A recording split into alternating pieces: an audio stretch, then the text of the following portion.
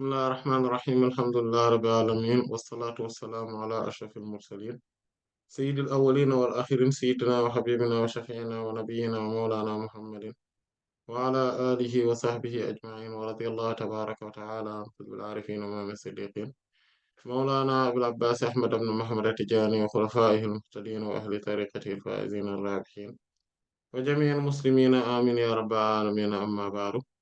Après avoir formulé les louanges à Allah subhanahu wa ta'ala, adressé les prières et salutations sur le nom prophète Sayyidina Muhammad sallallahu alayhi wa sallam, nous allons entamer, Inch'Allah ta'ala, notre 42e séance concernant le fiqh allégé dans le Kitab al-Tahara, le livre de la purification, et donc le chapitre de Qada al-Haja, Babu Qada al-Haja, ou donc le chapitre donc des besoins naturels. Inch'Allah Ta'ala, donc lors de la séance précédente, nous avions commencé à parler donc des toilettes intimes en utilisant les pierres al-istijmar et on avait donc donné la définition. On avait parlé donc des matériels, en tout cas de ce qui pourrait être utilisé comme liquide ou solide. Et on a donc aussi donné donc certaines conditions qu'il faudrait remplir pour faire ce nettoyage intime avec donc les pierres ou tout ce qui peut tourner autour, les bouts du bois, les papiers toilettes, donc des cailloux, des voilà, donc des écorces, etc. Donc on en avait parlé des épluchures de certains fruits, etc. Donc on avait parlé aussi donc de l'usage donc de ces matériaux-là, donc et du nombre qu'il faudrait en utiliser et on l'avait développé lors des séances précédentes, de la séance plutôt précédente. Et aujourd'hui, et donc on était même arrivé jusqu'à donc parler de ce qu'il faudrait utiliser et donc et on avait parlé donc qu'il faudrait pas que cela soit de l'os ou donc des excréments, donc de la matière fécale. Donc, quelle que soit d'ailleurs cette matière fécale, même si c'est une matière fécale des animaux licites à la consommation. Et donc, on avait parlé également donc des os et on avait donné les raisons. Pourquoi? Et on a fait l'analogie donc de tout ce qui tourne autour, donc tout ce qui est lisse, tout ce qui est pointu, tout ce qui est tranchant, etc. Donc, qu'on ne pourrait pas l'utiliser pour faire le nettoyage intime. Et on avait parlé aussi que cela ne soit pas sacré. Quelque chose qui est sacré, on ne peut pas l'utiliser, que cela soit d'ordre de l'écriture ou en tout cas une matière qui est sacrée, etc. Et d'ailleurs, que cela soit aussi de la nourriture, etc. Donc, on en avait parlé lors de la séance précédente. Et on avait donc parlé aussi qu'il était opportun d'utiliser donc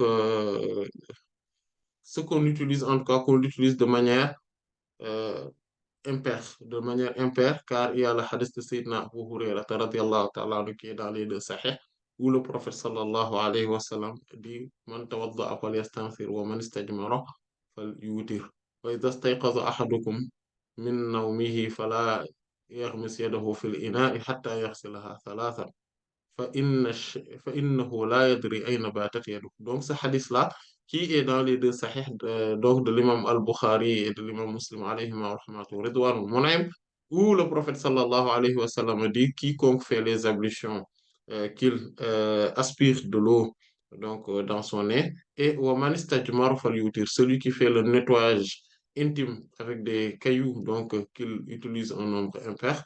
Et wa idha istayqaza ahadukum min nawmihi, dans une autre version, min manamihi, celui qui se lève donc si quelqu'un parmi vous se lève donc de son sommeil, fala yaghmis yadahu fil ina'i hatta yaghsilaha thalathan, qu'il n'imprègne pas de l'eau donc dans le récipient avant de l'avoir lavé, d'avoir lavé donc sa main trois fois.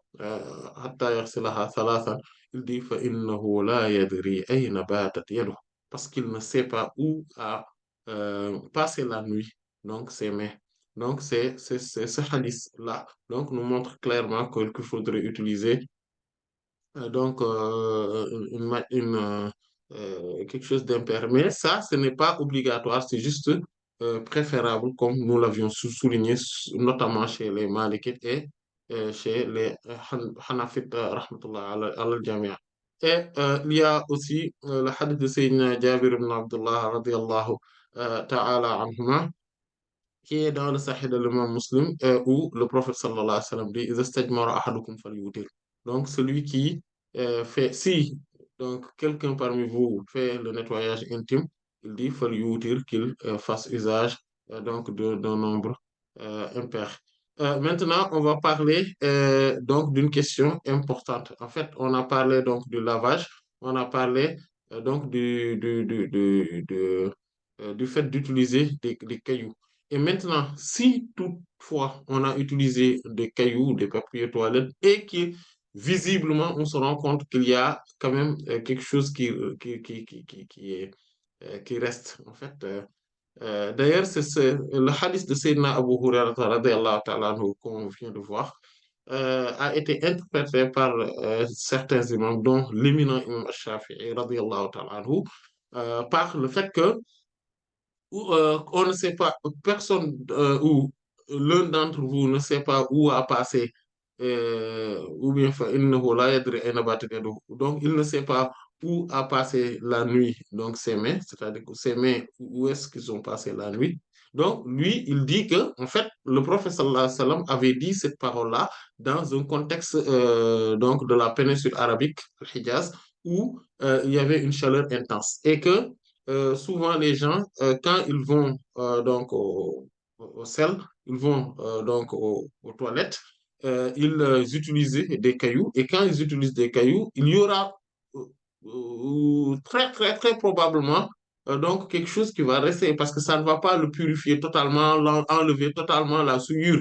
Donc, parce qu'il y a une partie qui va être tolérée. En fait, cette partie-là qui est tolérée, donc on le laisse comme ça, c'est pas grave.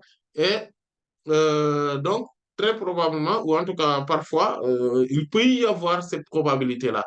Donc, ce qui voudrait dire que cette partie-là est tolérée. Vous vous rappelez lorsqu'on voyait ce qui est toléré de la al-mafu anhu min an-najasa, ce qui est toléré des souillures matérielles, des impuretés matérielles. Donc, lorsqu'on parle, qu'on traitait ce sujet-là, on a parlé de cela. Maintenant, et c'est à partir de la voix basse de derrière qu'on a qu'on parle de qadru dirham, c'est-à-dire la taille donc d'une phalange, voilà, ou bien d'un ongle, voilà, donc d'un ongle de la pouce. Donc, c'est pour cela qu'on parle de cette taille-là, que c'est pardonné quand il y a de la souillure. Donc, sous cette taille-là, si on regroupe toutes les souillures, etc., on a parlé donc des 12 choses qui sont tolérées, et donc 12 souillures tolérées chez les Malik, rahmatullah alayhim, et on a complété en développant, en parlant de certaines choses lors de ces séances-là. Et là, Imam Shafi'i, radiallahu anhu, dit que, en fait, vu qu'il y a cette probabilité-là, et que qu'il fait chaud, et que donc il y aura des sueurs donc, dans cette partie intime-là, et que parfois que ça gratte, et que l'homme qui dort pourrait gratter donc cette partie-là. Et à partir de ce moment-là, sa main pourrait être touchée tout simplement par de la souillure. Et donc, c'est là ce que le prophète sallallahu alayhi wa sallam a dit de manière très polie, en disant que voilà, il ne sait pas où est passé où ses mains ont passé la nuit. Voilà, donc c'est ce qu'il a voulu dire. Donc ça, c'est une interprétation. Donc, il faudrait bien comprendre cela. Il y en a d'autres interprétations. Euh, donc, Et maintenant, cette partie-là, ce qu'on a voulu dire, en tout cas, c'est pour dire que tout ce qui resterait, ou bon, probablement, de cette partie-là, après avoir utilisé les cailloux ou les papiers toilettes et consorts, donc cela est totalement pardonné, tout simplement.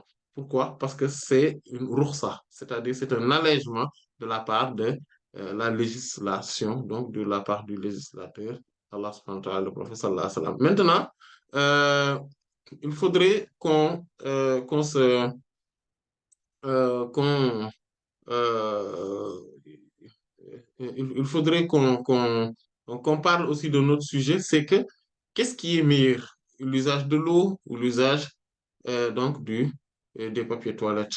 En fait, à vrai dire, les deux se valent auprès de la législation. Les deux se valent. Mais certains savants disent que l'eau quand même serait meilleure. Pourquoi? Disent que l'eau est meilleure. Pourquoi? Parce on est sûr que ça enlève totalement la souillure. Donc, ça enlève totalement la souillure. Or, les papiers toilettes, les cailloux, etc., on n'est pas encore sûr que cela enlève. Mais tous les deux se valent chariatiquement parlant, c'est-à-dire législationnellement parlant, tous les deux se valent.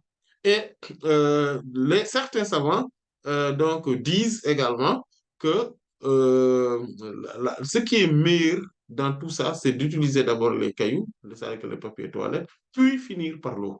Donc, ça, c'est ce qui serait meilleur. Et ça, c'est une majorité donc, des savants chez les Malikites, rahmatullah alayhim, mais aussi chez les autres spécialistes de ce domaine dans les autres écoles juridiques.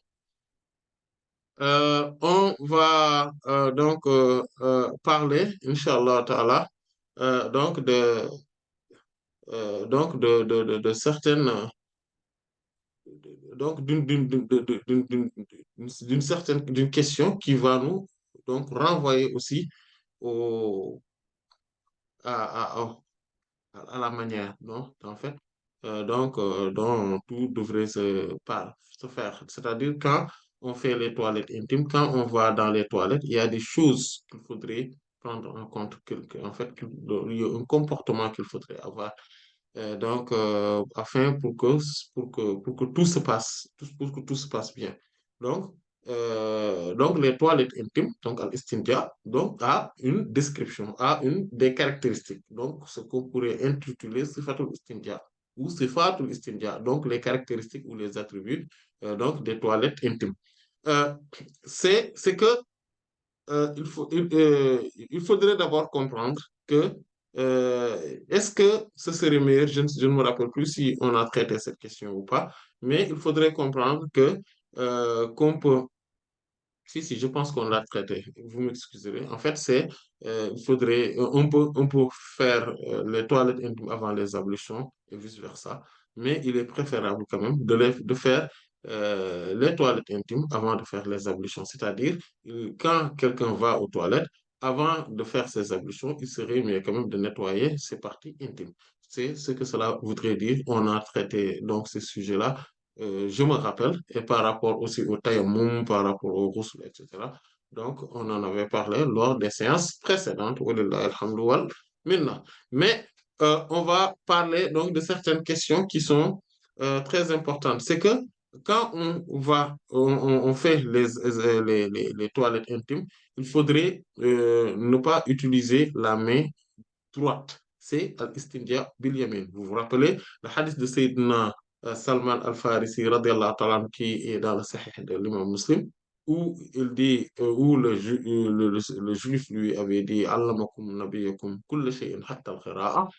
Votre prophète vous a enseigné toutes choses, tant bien même que tout ce qu'il faudrait faire lorsque vous allez aux toilettes. Il dit, Ajal, voilà, il nous a dit, oui, voilà. Et parmi ceux-là, ce qu'il avait dit, il dit, Nahana an nastaqbila al-qiblata li gha'itin aw bawlin aw nastanjiya bil yamin, aw nastanjiya bil yamin. Il nous a interdit qu'on se dirige vers la qibla donc pour les défécations ou pour les mictions, c'est-à-dire pour donc les matières fécales, donc en fait pour éjecter les matières fécales ou bien donc des urines. On dit, أو أن نستنجي باليمين, ou bien qu'on utilise donc la main droite, voilà, donc lors des toilettes intimes. Donc il est interdit de le faire. Et il y a le hadith de Sayyidina Abu Qatada radiyallahu ta'ala anhu qui est dans les deux Sahih de l'imam al-Bukhari et de l'imam Muslim rahmatullah alayhima, où il dit, le prophète sallallahu alayhi wa sallam dit, إذا بال أحدكم فلا يأخذن ذكره biyaminihi wala yastanji biyaminihi wala yatanaffasu fil ina. Si l'un d'entre vous va faire de la miction, c'est-à-dire qu'il va uriner, qu'il ne touche, qu'il ne prenne pas son organe génital par la main droite. Fala ya'khudhanna dhakarahu biyaminihi. Qu'il ne prenne pas sa main droite, donc son organe génital par la main droite. Wala yastanji biyaminihi. Et qu'il ne fasse pas ses toilettes intimes avec la main droite. Dit wala yatanaffasu fil ina. Et qu'il ne souffle pas, en fait, qu'il ne respire pas, donc dans le récipient. C'est-à-dire que dans le récipient, quand il boit, il ne faudrait pas qu'il respire dedans. Voilà, vous voyez, il met en relation ces choses-là. Pourquoi? Parce que quand quelqu'un respire, il pourrait respirer des microbes dedans, dans l'eau. Voilà, c'est pour cela qu'il faudrait boire en trois parties, comme le prophète sallallahu alayhi wa sallam l'a enseigné. Voilà. Donc, en tout cas, faire tout pour ne pas respirer dans l'eau, voilà, pour que les microbes ne se renouvellent pas dans l'eau, que l'eau ne soit pas contaminée par des microbes. Euh, et donc, cela, le prophète sallallahu alayhi wa sallam, donc, l'a interdit.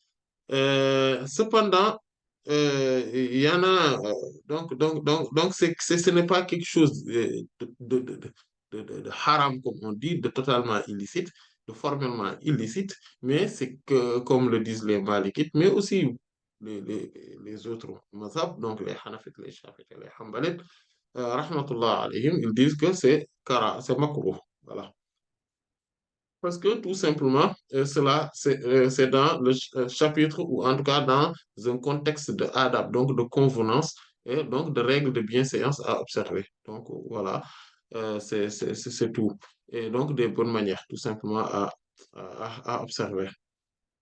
Et, et donc, c'est ce que, voilà, à part bien sûr, donc certains Chafi'ites, rahmatullah alayhim, et après il y a les Zahirites qui eux, considèrent que non, attention, quand le prophète sallallahu alayhi wa sallam l'interdit, c'est parce que c'est formel, et cette forme d'interdiction-là, c'est en tout cas le fondement, le principe dans cette interdiction-là, c'est l'illicéité, et or, bon, en tout cas, mais l'avis le plus solide, qui nous semble le plus solide, c'est l'avis de la majorité, voire même l'écrasante majorité donc des savants, donc, qui est aussi l'avis retenu dans les quatre écoles juridiques. C'est que c'est tout simplement prohibé, mais il n'y a rien d'illicite totalement, en tout cas de totalement illicite. Il y a aussi d'autres choses qui ne sont pas qui nous semble donc important, c'est al-inqa, c'est-à-dire le fait de laver jusqu'à propreté. En fait, donc, quand c'est donc de l'eau, il faudrait utiliser donc de l'eau, comme le professeur sallallahu alayhi wa sallam l'a demandé, et on l'a vu lors de la séance précédente, ou bien il faudrait, ou bien qu'on pourrait utiliser également donc des pierres, des papiers toilettes, etc., comme aussi on l'avait vu lors des séances précédentes. La troisième chose qui aussi est importante, c'est le statut donc de la miction en station debout. Pourquoi? Parce qu'en fait, euh, il y a des adaptes donc par rapport à ça. Parce que Sayyidat Aïcha radiallahu anha, dit dans un hadith qui est dans les Sahih, il dit que Man haddathakum anna nabiyya sallallahu alayhi wa sallam bala qa'iman fala tusaddiquhu ma kana yaqulu illa qa'ida. Celui qui va vous raconter que le prophète sallallahu alayhi wa sallam à faire la miction, c'est-à-dire à uriner en position debout, ne le confirmez pas, ne l'attestez pas, ne croyez pas en sa parole. Le prophète sallallahu alayhi wa sallam ne faisait la miction qu'en position assise. Vous voyez, il y a aussi dans un autre hadith qui est dans le sunan de l'imam An-Nasa'i, rahimahullah, où quand on avait vu le prophète sallallahu alayhi wa sallam s'asseoir, donc, faisant la miction, il y avait quelqu'un qui l'a vu en disant que regardez-le, mais il fait la mission, mais dans la position des femmes. Et le professeur Lassam les a dit, mais non, non, non, non, nous, c'est comme ça qu'on agit. Donc, en fait, et c'est ce qui pousse beaucoup de gens qui pensent qu'il n'est pas licite.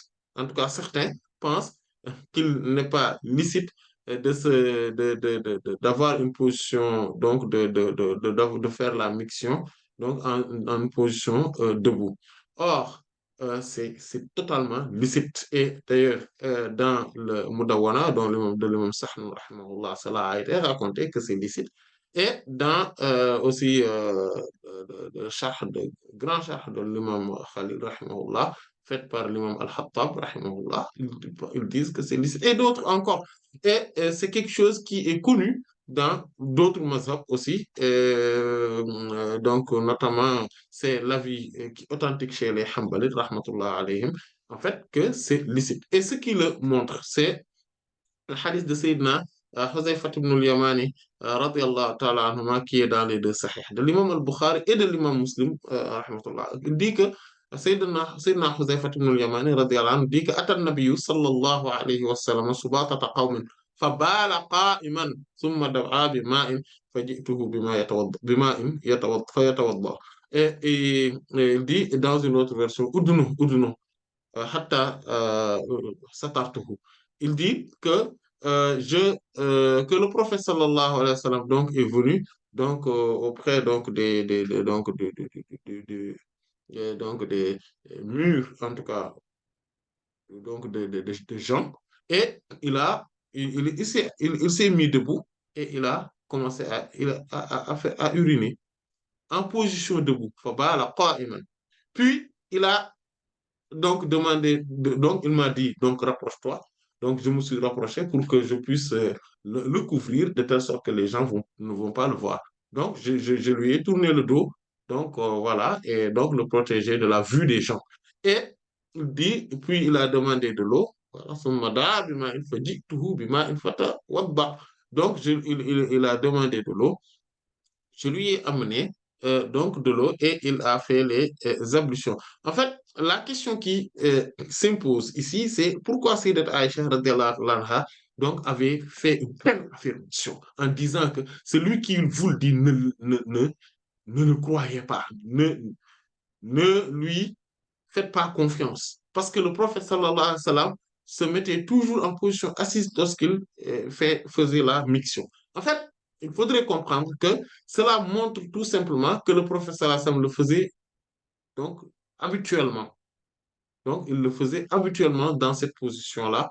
Et ça, c'est la plupart du temps. Maintenant, quand on arrive dans un lieu où on risque, quand on s'assoit, on risque de se mouiller, ou bien dans un lieu où il y a une pente, vous voyez, donc, et qu'on risque donc le retour, voilà, donc l'effet boomerang donc des urines, ou bien tout simplement que cela va couler et que quand ça coule, ça risque de mouiller nos habits ou nos pieds, etc., ou quelque part donc dans notre corps ou dans d'autres circonstances, ou bien quand on s'assoit dans un lieu qui est sale, on risque aussi de se salir, etc. Donc, on se met en position debout.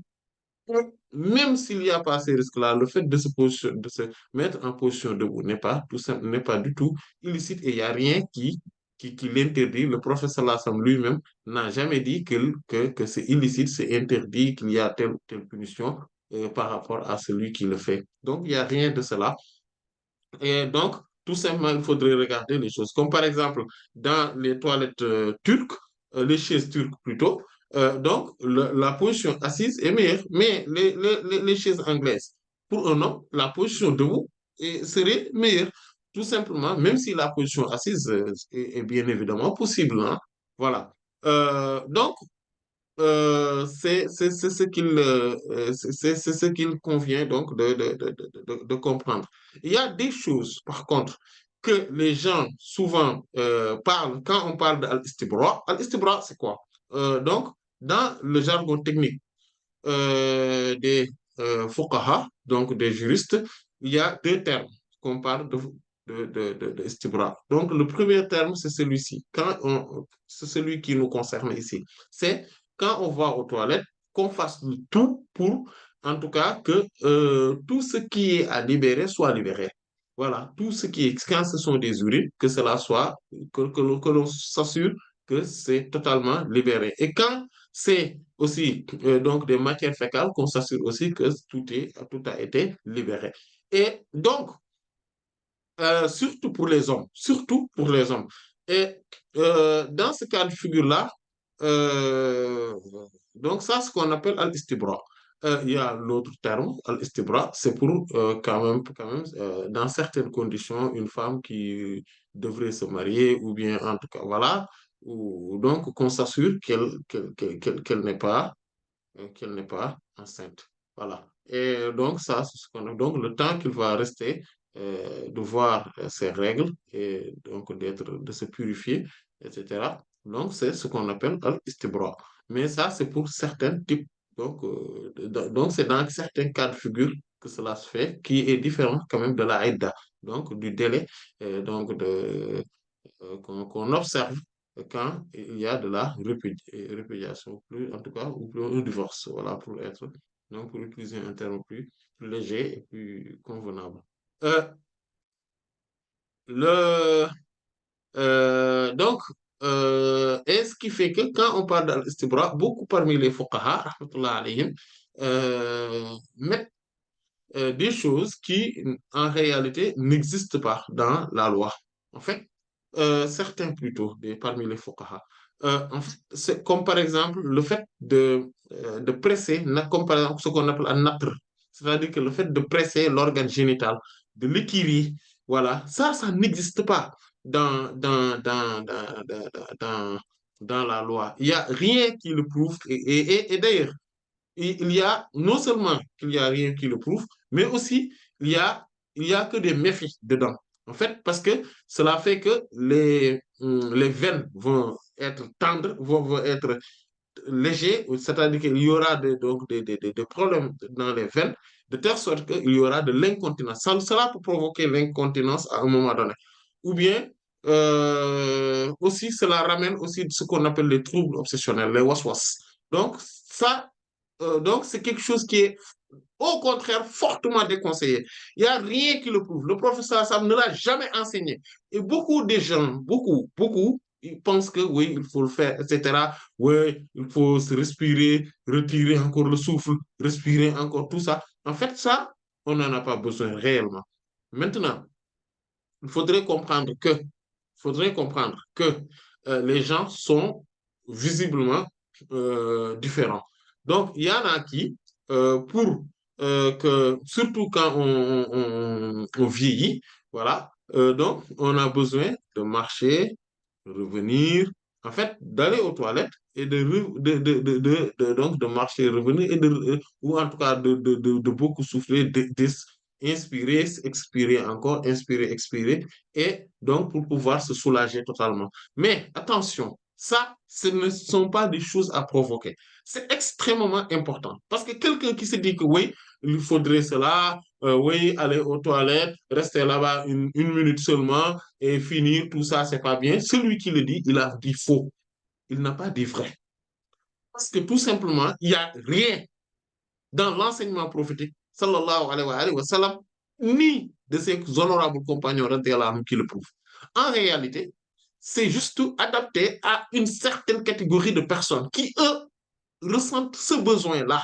C'est-à-dire que quand quelqu'un, en allant aux toilettes, ne se sent pas totalement soulagé, il faudrait qu'il reparte, rester un petit moment, revenir pour pouvoir se soulager totalement, ça, c'est son problème à lui. Ce n'est pas quelque chose de général.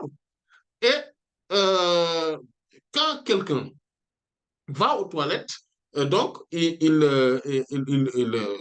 peut se soulager, mais c'est rapidement, dans les 30 secondes qu'il fait ses toilettes intimes, il y a aucun souci là-dessus.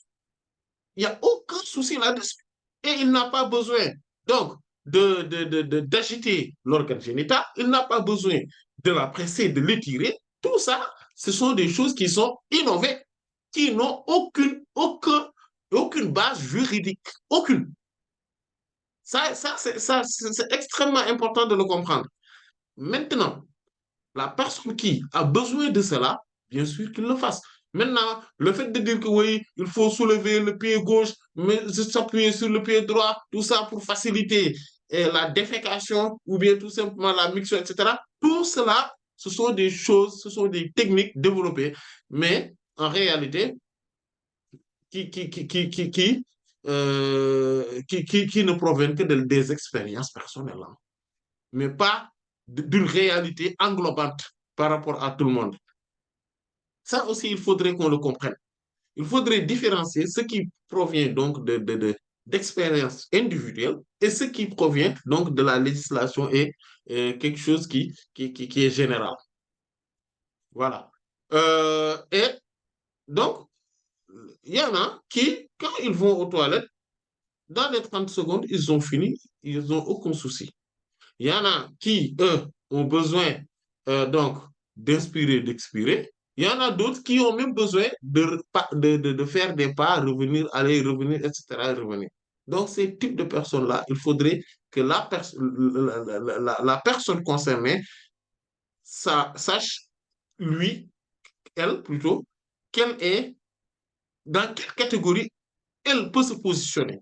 Si elle ne le sait pas, et imaginons quelqu'un qui fait partie de la première catégorie et qui fait ce que les gens de la dernière catégorie font, qu'est-ce qui va lui arriver? Des waswas, des troubles obsessionnels. Il va se fatiguer là. Il va se fatiguer et il va se gâcher sa vie. Et il va entrer dans une spirale tellement infernale qu'il ne pourra plus s'en sortir. Or, celui qui fait partie de la troisième catégorie et qui, lui, ne veut pas, et qui se comporte comme ceux de la première catégorie, lui, qu'est-ce qui va lui arriver? Ce qui va lui arriver, c'est que au, après, il va avoir donc des urines dans ses habits. Il va être souillé, etc. Ou bien, un petit moment après, il va avoir besoin encore d'aller aux toilettes. Il faudrait bien comprendre donc cette différenciation, c'est extrêmement important. Euh, il y a aussi autre chose qui nous semble très importante aussi, c'est que il ne faut pas rester dans les toilettes plus plus que ce dont on a besoin, plus que ce dont on a besoin. Pourquoi? Parce que, en fait, les toilettes, c'est un lieu où on ne peut pas se permettre grand chose. Voilà. Et c'est un lieu où, par exemple, on ne peut pas faire de zikr avec la langue. C'est un lieu où on est exposé, c'est-à-dire qu'on enlève les habits, on est dévêtu, etc. Voilà. Donc, et puis, c'est un lieu où il y a des formes de démons. Voilà, il y a des formes de diables qui habitent. Donc, comprendre, il faudrait bien comprendre cela. Euh, Maintenant, on va donc terminer par des adaptes, c'est-à-dire des règles de bienséance qu'il faudrait observer quand on s'apprête à aller aux toilettes. Parmi ces règles de bienséance, il y a donc euh, ce qu'il faudrait quand on rentre. Donc, quand on rentre dans les toilettes, ce qu'il faudrait dire. Donc, c'est une invocation. Et aussi, il faudrait comprendre aussi qu'il ne faut pas y entrer avec ce qui comporte le nom d'Allah subhanahu wa ta'ala. Par exemple, quand quelqu'un rentre aux toilettes et qu'il a donc une bague telle la mienne, donc qui est aussi où il y a cette inscription-là, qui est l'inscription que comportait la bague du prophète, sallallahu alayhi wa sallam, Muhammad Rasulullah, avec les mêmes inscriptions, c'est la même écriture en fait, qui récemment euh, comment, a été copiée voilà, sur voilà, comme des tampons, en fait, c'est sur du lacho, etc., et qu'on l'a retiré, voilà, du papier. Et donc, c'est ce qui fait que maintenant, cette écriture-là est disponible. Et donc, on peut le faire dans des bagues, etc. C'est pour ça que vous voyez que cela, c'est voilà, c'est la même écriture. Donc, c'est donc la bague du prophète sallallahu alayhi wa sallam, donc, qui était blanc, qui était, voilà, bague en argent, etc. Voilà, et il le mettait parfois dans sa main droite, parfois dans sa main gauche. Et quand il le portait comme ça. Voilà, donc le chaton donc, de la bague se positionnait donc à l'intérieur. Donc, la plupart du temps, voilà, mais il n'est pas interdit de le mettre sous cette forme-là ou sous cette forme-là. Et il le mettait sur donc le- comment dire, ce doigt-là, hein, donc le plus petit des doigts. Et, et donc, le prophète, sallallahu alayhi wa sallam, donc, le mettait ici et il interdisait qu'on mette donc, les bagues dans l'index et dans l'autre, le doigt qui est proche de lui. Il l'interdisait. Donc, euh, maintenant, pour revenir euh, sur, et donc, pour un homme, il n'y a qu'une seule bague qui lui est licite et cela ne doit pas dépasser 6 grammes. 6 grammes, c'est le maximum. Voilà. Comme cela est établi dans un hadith qui est dans le sunan de l'imam Abu Daoud, As-Sijistani, rahimahullah. Donc, pour revenir, maintenant, quand on a par exemple cette bague-là, on peut rentrer dans les toilettes avec, en vertu du hadith de Sayyidina Anas ibn Malik, radiallahu ta'ala anhu, qui dit كان النبي صلى الله عليه وسلم إذا دخل الخلاء وضع خاتمه. Quand le prophète sallallahu alayhi wa sallam, lorsqu'il rentrait dans les toilettes, il laissait, il enlevait donc sa bague. Il ne le faisait pas entrer dans les toilettes. Pourquoi? Parce qu'il y a la mention du nom d'Allah subhanahu wa ta'ala dedans. C'est écrit Muhammad Rasulullah sallallahu alayhi wa sallam. Donc il l'a enlevé. Et donc, les savants disent donc, et ce hadith-là, qui est rapporté par l'imam Abu Daoud et l'imam Al-Nasa'i, rahmatullahi alayhima, un qui considère que ce hadith-là est ma'loul, c'est-à-dire que l'imam Abu Daoud dit que ce hadith-là est défectueux. Pourquoi? Parce que, en fait, il y a Hammam ibn Yahya, qui l'a rapporté de l'imam Ibn Jurayj, qui, lui, l'a rapporté de l'imam Az-Zuhri, qui le rapporte de Sayyidina Anas ibn Malik, radiyallahu anhu. En fait, le, le, le, le défaut se trouve où dans ce hadith-là, de telle sorte que c'est défectueux, en fait, se trouve entre Hammam ibn Yahya et Ibn Jurayj. En réalité, Hammam ibn Yahya n'a pas entendu ce hadith de Imam Ibn Jurayj, rahimahullah, mais il l'a entendu de Ziyad ibn Sa'd, rahimahullah. Ziyad ibn Sa'd est authentique. C'est quelqu'un qui est crédible et l'imam al-Bukhari, l'imam Muslim, rahmatullah alayhi, donc rapporte ces hadiths. C'est pour cela que l'imam, donc, en vertu, donc, ou bien en regardant sous l'angle du fait que, en fait, il y a donc ce défaut-là, mais c'est un défaut qu'on connaît. Donc, ce n'est pas ce qu'on appelle illatul qadiha. Illatul qadiha, c'est un défaut qui a de l'impact sur le hadith, de telle sorte que le hadith est devenu défectueux et donc faible. Or, ce défaut-là, on le sait. On sait que, en fait, que ce hadith-là, c'est comme ça. C'est pour cela que l'imam Abu Daoud, vu ce défaut, l'imam Abu Daoud, l'imam Al-Nasa'i, l'imam Al-Bayhaqi, rahmatullah alayhim, eux considèrent que ce hadith-là est faible. Or, il y a d'autres imams, comme l'imam Al-Tirmidhi, qui lui rapporte ce hadith et considère que ce hadith-là est authentique. Il dit que ce hadith-là est authentique. Et d'ailleurs, c'est pareil que l'imam al-Hakim, rahimahullah, qui l'a rapporté en disant que ce hadith-là, il dit à la shartayhima, il remplit deux conditions des hadiths de l'imam al-Bukhari et de l'imam Muslim, rahmatullah alayhima. Et c'est pareil, imam at-Turkumani, rahmatullah alayhim, et d'autres, en fait, qui considèrent que ce hadith-là est authentique. Al-Hafiz al-Munziri, rahimahullah ta'ala aussi, lui, considère que ce hadith est authentique, vu que on sait, voilà, on connaît pourquoi il y avait eu ce défaut-là dans d'autres chaînes de transmission, d'autant plus que l'imam Ibn Jurayj n'est pas le seul à avoir rapporté donc ce hadith de l'imam Az-Zuhri. Il y a aussi Yahya ibn Abi Kathir, qu'on appelle Yahya ibn al-Mutawakkil, Yahya ibn Abi Kathir, rahimahullah, donc qui lui aussi a rapporté ce hadith-là. Donc, ce qui montre que ce hadith-là est authentique. Voilà, ce hadith est authentique. Donc, en tout cas, valide au minimum que le prophète sallallahu alayhi wa sallam a enlevé donc sa bague. En fait, il faudrait comprendre aussi autre chose, c'est que les savants disent que même si on ne l'enlève pas, on peut le mettre, c'est-à-dire quand on arrive à le mettre à l'intérieur de notre main et que qu'il n'y ait pas un contact direct avec nous, avec l'air des toilettes, c'est bon. Et c'est ce qui nous pousse aussi à parler donc de notre sujet concernant euh, le Coran, etc. Donc, on ne peut pas faire rentrer le Coran donc, en tant que livre donc, dans les toilettes. Donc, c'est illicite.